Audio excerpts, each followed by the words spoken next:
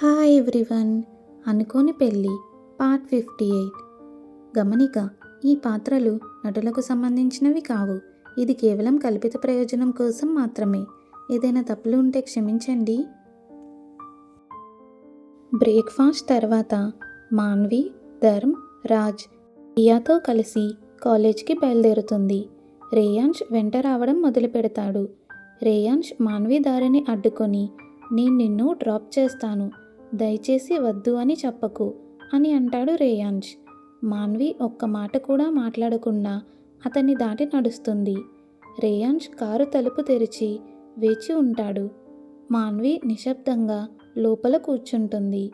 రేయాన్ష్ సీట్లో కూర్చొని, క్షమించండి ప్రేమ, నేను అలా చేయకపోతే మనలో ఎవరికైనా హాని జరిగేది అని అంటాడు రేయాన్ష్. మాన్వి స్పందించదు. బదులుగా జుట్టుని ముడి కట్టుకుంటుంది. రేయాన్ష్ మాన్వి మెడవైపు చూస్తూ గుటక మింగుతాడు. మాన్వి వెనక్కి తిరిగి బ్యాగ్ తీసుకునే సమయంలో ఉద్దేశపూర్వకంగా అతని చేతిని తగులుతుంది.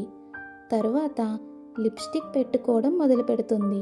నెమ్మదిగా ఇంద్రియాలను అనుగుణంగా రేయాన్ష్ మాన్విని గమనిస్తుండగా ఆమె పూర్తిగా రేయాన్ష్ లేనట్లుగా ప్రవర్తిస్తుంది. మాన్వి పెదాలకు లిప్స్టిక్ను అప్లై చేసుకుంటుంది. రేయాన్ష్ శ్వాస ఆడక చూస్తూ ఉంటాడు. లిప్స్టిక్ ఫుల్గా వేసుకుని మాన్వి ఒక సెల్ఫీ తీసి ధర్మ్, రాజ్కు పంపుతుంది. తర్వాత వారితో కాన్ఫరెన్స్ కాల్లో స్పీకర్ పెట్టి మాట్లాడుతుంది. ధర్మ్ నాటకీయంగా కేక వేస్తాడు. వదినా, ఆ ఎర్రటి లిప్స్టిక్లో నువ్వు చాలా అందంగా కనిపిస్తున్నావు అని అంటాడు. మాన్వి నవ్వుతూ, ధన్యవాదాలు అందగాడా అని అంటుంది. రేయాన్ష్ స్టీరింగ్ వీల్ పట్టును గట్టిగా బిగిస్తాడు.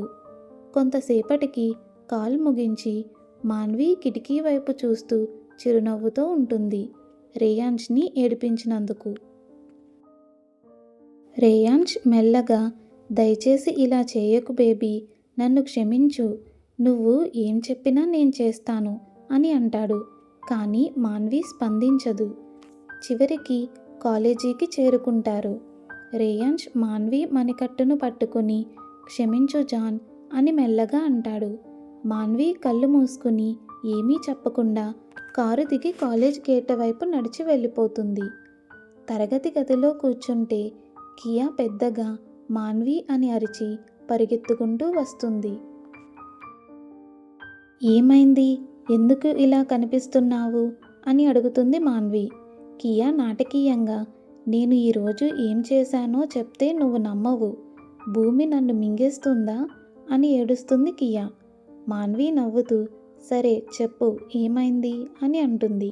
కియా పెదవి కొరుకుతూ, పార్క్లో నా మీద నీళ్లు చిమ్మానని ఆరోపించిన వ్యక్తి గుర్తుందా అని అంటుంది కియా.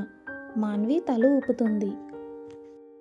కియా బిగ్గరగా ఊపిరి పీల్చుకుని, నేను అతన్ని ఈరోజే కలిశాను, మరియు అతను ఎవరో చెప్తే నువ్వు నమ్మలేవు అంటూ నాటకీయంగా ఆగిపోతుంది కియా. మాన్వి ఉత్సుకతతో, ఎవరు అని అడుగుతుంది. కియా చెప్తుంది, అతను రేయాన్ష్ యదువంశీ వ్యక్తిగత సహాయకుడు, అతని పేరు రాహుల్ అని కియా చెప్తుంది. మాన్వి నోరు నేలను తాకేలా షాక్గా కియా వైపు చూస్తుంది. రాహుల్ ఆ? మాన్వి ఆశ్చర్యంగా కళ్ళు రెప్పవేస్తూ అంటుంది. కియా అయోమయంగా మాన్వి వైపు చూస్తుంది. అతను నీకు ముఖ్యమైన వ్యక్తిలా, తెలిసిన వ్యక్తిలా ఎందుకు ప్రవర్తిస్తున్నావు అని కియా కనుబొమ్మలు ముడుచుకుని అడుగుతుంది. మాన్వి త్వరగా తన ముఖాన్ని సరిచేసుకుంటుంది. లేదు లేదు, నేను చెప్పేది ఏమిటంటే, నేను అతన్ని రేయాన్ష్ యదువంశీతో వార్తల్లో చూశాను అని మాన్వి క్యాజువల్గా అనిపించడానికి ప్రయత్నిస్తూ వివరిస్తుంది. కియా నెమ్మదిగా తల ఊపుతుంది. నేను ఆ వార్త చూస్తే అతను ఎవరో నాకు కూడా తెలిసిపోతుంది అని కియా కళ్ళు తిప్పుతూ అంది. కియా ఆకట్టుకోకుండా ఉండడానికి చేసిన ప్రయత్నాన్ని చూసి మాన్వి నవ్వుతుంది. రేయాన్ష్ ఆఫీసులో రేయాన్ష్ తన ఆఫీసులోకి వెళ్ళి తన ముందున్న పని మీద దృష్టి పెట్టడానికి ప్రయత్నిస్తాడు. కానీ దానివల్ల ప్రయోజనం లేదు. రేయాన్ష్కి మాన్వి ముఖం, మాన్వి భావాలు మాన్వి చిన్న చిన్న హింసలు అతని కళ్ళ ముందు మళ్ళీ మళ్ళీ మెరుస్తూనే ఉన్నాయి. రేయాన్ష్కి ఒక విషయం స్పష్టంగా తెలుస్తుంది. తన భార్య నరకం కంటే చాలా వేడిగా ఉందని. తలుపు తట్టిన శబ్దం వినిపించిన రేయాన్ష్ ఇంకా ఆలోచనల్లోనే మునిగిపోయాడు. తన చలి మరియు బద్ధకమైన ప్రవర్తనను ధరించి రేయాన్ష్ త్వరగా నిటారుగా కూర్చుంటాడు. లోపలికి రండి అని రేయాన్ష్ గట్టిగా అంటాడు. రాహుల్ ఒక చిన్న కేక్ బాక్స్ పట్టుకొని లోపలికి వస్తాడు. సార్, ఇది మీకోసమే అని రేయాన్ష్ డెస్క్ మీద పెడతాడు రాహుల్. రేయాన్ష్ బాక్స్ తెరిచి కనుబొమ్మలు పైకెత్తి చూస్తాడు. ఎందుకు? ఈరోజు ఏంటి స్పెషల్ అని నెమ్మదిగా అడుగుతాడు రేయాన్ష్. రాహుల్ చిన్నగా నవ్వి రేయాన్ష్ ముందున్న కుర్చీలో కూర్చుంటాడు. అది అసాధారణం. రేయాన్ష్ చాలా అరుదుగా నవ్వుతాడు. ఏదో విషయం జరిగే ఉండాలి అని అనుకుంటాడు రేయాన్ష్. ఏమైందంటే నాకు ఒకరి మీద క్రష్ ఉంది అని రాహుల్ కొంచెం సిగ్గుపడుతున్నట్లు కనిపించాడు. రేయాన్ష్ ఆసక్తిగా తినడం ఆపేశాడు. క్రషా అని అడుగుతాడు. రాహుల్ చెవులు ఎర్రగా మారతాయి. తల ఊపుతాడు. అవును, నేను ఆమెను కొన్ని నెలల క్రితం కలిశాను. అప్పట్లో నా భావాలేంటో నాకు సరిగ్గా తెలియదు కాబట్టి వాటిని పట్టించుకోలేదు. కానీ ఈరోజు నాకు స్పష్టమైంది. బేకరీ నుండి పేస్ట్రీలు కొనడానికి వెళ్ళాను మరియు ఆమె అక్కడ ఉంది. ఆమె యజమాని కూతురు అని చెప్తున్నాడు రాహుల్. ఇది ఎక్కడికి వెళ్తుందో రేయాన్ష్ ఊహించి నవ్వుకుంటాడు. సరే, నువ్వు ఆమెతో మాట్లాడావా అని తన కుర్చీలో వెనక్కి వాలి అడుగుతాడు రేయాన్ష్. నేను ప్రయత్నించాను మాట్లాడడానికి, కానీ నా అద్భుతమైన కమ్యూనికేషన్ నైపుణ్యాల వల్ల నేను ప్రతిదీ చెడగొట్టాను. నేను సంభాషణ ప్రారంభించాను కానీ ఆమె కోపంగా ఉంది. అందరి ముందు నన్ను అక్కడే మూర్ఖుడిని అని పిలిచింది అని చెప్పాడు రాహుల్. రేయాన్ష్ నవ్వుతూ, ఓహో, ఆమె నిన్ను మూర్ఖుడు అని పిలిచినందుకు నువ్వు నాకు కేక్ బాక్స్ ఇస్తున్నావా అని అన్నాడు రేయాన్ష్. లేదు లేదు సార్, నిజానికి నాకు ఈరోజు అర్థమైంది.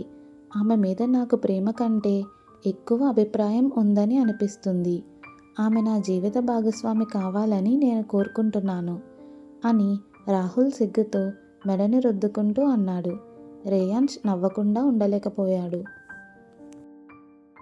ఆమె నిన్ను తిరిగి ప్రేమించకపోతే, లేదా బహుశా ఆమె జీవితంలో ఇప్పటికే ఎవరో ఒకరు ఉండి ఉండవచ్చు అని రేయాన్ష్ గొంతును మామూలుగా కానీ ఆసక్తిగా చేసి అడుగుతాడు. రాహుల్ మొహం కఠినంగా మారి తన ముందున్న గాజు అద్దం వైపు దృష్టిని సారించాడు. అప్పుడు నేను అతన్ని నా దారి నుండి పక్కకు తీసేస్తాను అని రాహుల్ తన స్వరం తగ్గించి ప్రమాదకరంగా తన ప్రతిబింబాన్ని చూస్తూ అన్నాడు.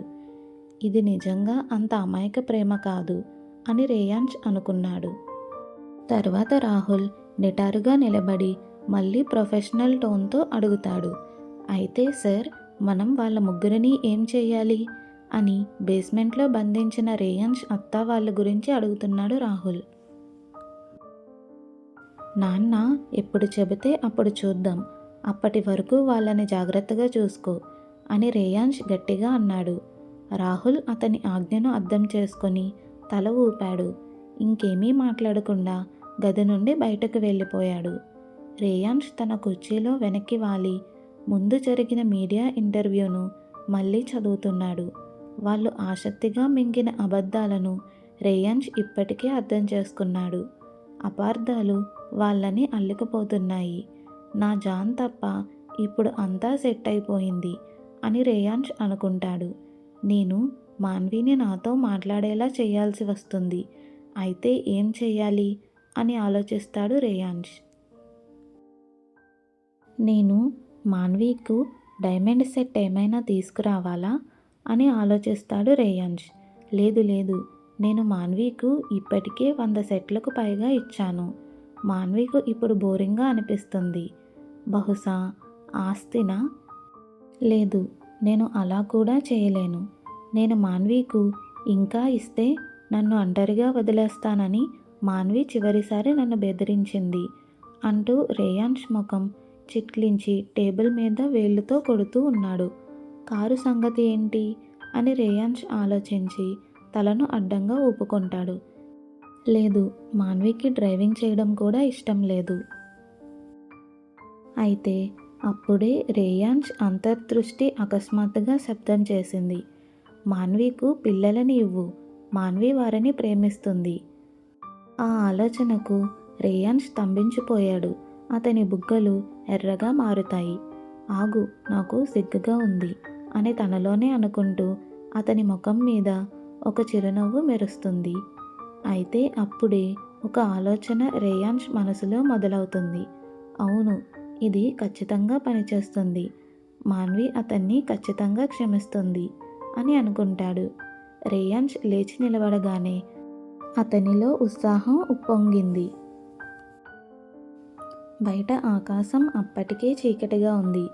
సమయం వృధా చేయకుండా రేయాన్స్ నేరుగా బ్యాంగిల్ షాపు వైపు వెళ్ళాడు. రేయాన్స్ లోపలికి వెళ్తుండగా దుకాణదారుడి కళ్ళు పెద్దవి అవుతాయి.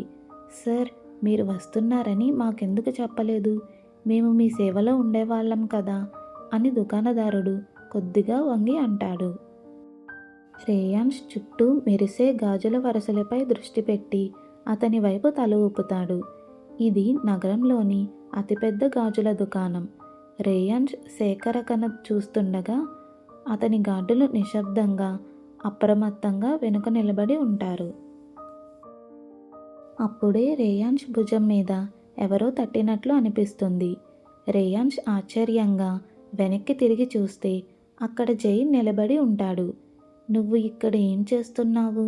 ఇద్దరూ ఒకేసారి తమ గొంతులు ఒకదానితో ఒకటి కలిసేలా అడిగారు. దుకాణదారుడు వారిద్దరినీ గుర్తుపట్టి ముఖం వెలిగించాడు. సార్, మీరు కూడా ఇక్కడే ఉన్నారా? నేను మీ దగ్గరికి వచ్చేవాణ్ణి, మీరు చెప్పాల్సింది అనగా జై అతని వాక్యాన్ని కట్ చేస్తూ నవ్వాడు. ఇక్కడ ఏం చేస్తున్నావు బ్రో అని జై తన గొంతును తగ్గించి అడుగుతాడు. రేయాన్స్ అతని వైపు కళ్ళు చిన్నగా చేసి చూస్తూ, రియా కోసం గాజులు కొనడానికి నువ్వు ఇక్కడున్నానని నాకు చెప్పకు అని అంటాడు రేయాన్స్. జై చేతులు అడ్డంగా పెట్టుకుని పూర్తిగా బాధపడిన ముఖంతో, అవును, నేనే, నీ వల్లే రియా నాతో మాట్లాడడం లేదు అని నిందించాడు జై. రేయాన్స్ వెనక్కి తిరిగి చూసి, నా జాన్ నన్ను ముద్దులతో ముంచెత్తుతున్నట్లుగా ఉంది కదా అని అతన్ని ఎగతాళి చేశాడు రేయాన్స్. జై కళ్ళు తిప్పుతూ, మనం ఒకే పడవలో ఉన్నాము కాబట్టి కొనుక్కుందాం బ్రో అంటూ భుజాలు తడిమాడు. రేయాన్స్ ముందుకు అడుగు వేస్తూ తల ఊపాడు.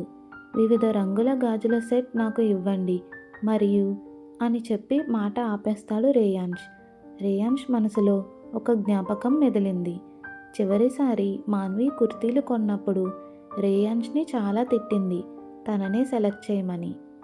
వద్దు వద్దు, నేనే సెలెక్ట్ చేసుకుంటాను అని రేయాన్స్ త్వరగా ఒక సైజును చూపిస్తూ అన్నాడు. పనివాడు వెంటనే తల ఊపి సెట్స్ తెచ్చేందుకు పరిగెత్తాడు. Next part continuous. రేయాన్స్ మరియు మాన్వి అనుకోని పెళ్లి జీవితాన్ని తెలుసుకోవడానికి లైక్ చేసి, షేర్ చేసి, సబ్స్క్రైబ్ చేయండి. Thanks for watching.